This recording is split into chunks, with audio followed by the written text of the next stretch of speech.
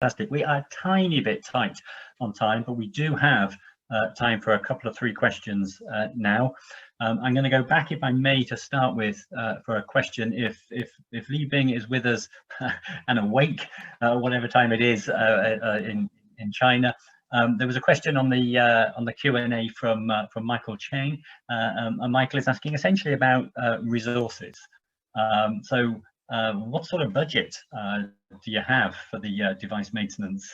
And on average, you know, how many clinical engineers or technical staff are there per hospital in Shanghai, or perhaps if it's easier, per bed? I don't know if you have those sorts of figures, and how does that compare to a sort of countrywide resources?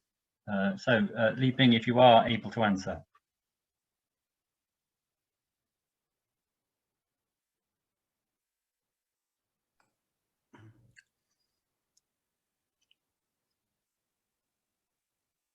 Dan, can I, on behalf of Li Bing, answer this question? Yeah, please, Alan, do go. I understand my answer might not be accurate, but in general, I will say the maintenance will take about 3 to 5% of the capital equipment. And about the numbers of clinical engineers and technicians in each hospital, Shanghai, I believe some of the hospital, some of the maintenance are performed by the ISO, Independent Service Organization. But take this into consideration, and our society, the Clinical Engineer Society of Chinese Society of Clinical Engineering, we did a several surveys. In general, one clinical engineer or technician per 150 beds in each hospital. Excellent. Okay. Yes. Thank you. Thank you, Jonathan, Alan. That was very helpful.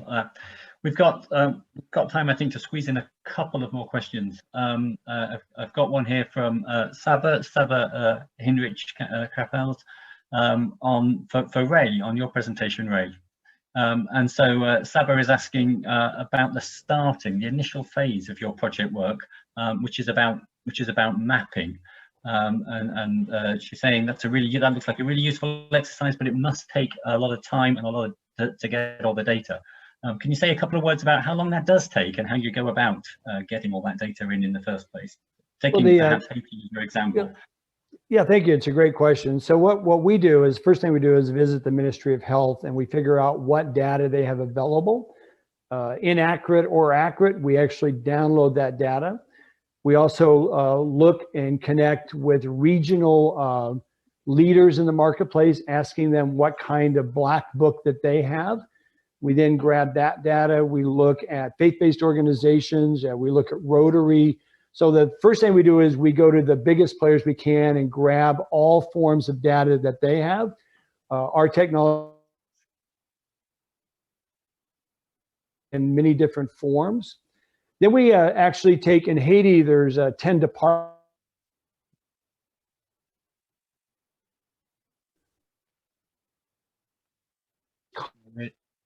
We're losing bits of Ray, I think.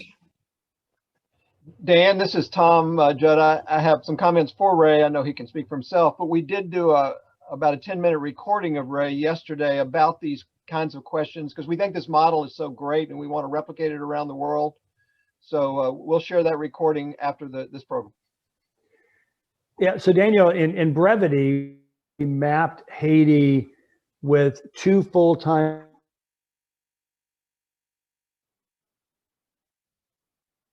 database administrators in the US that actually entered the data. So it's not as significant as one thinks once you get started on it.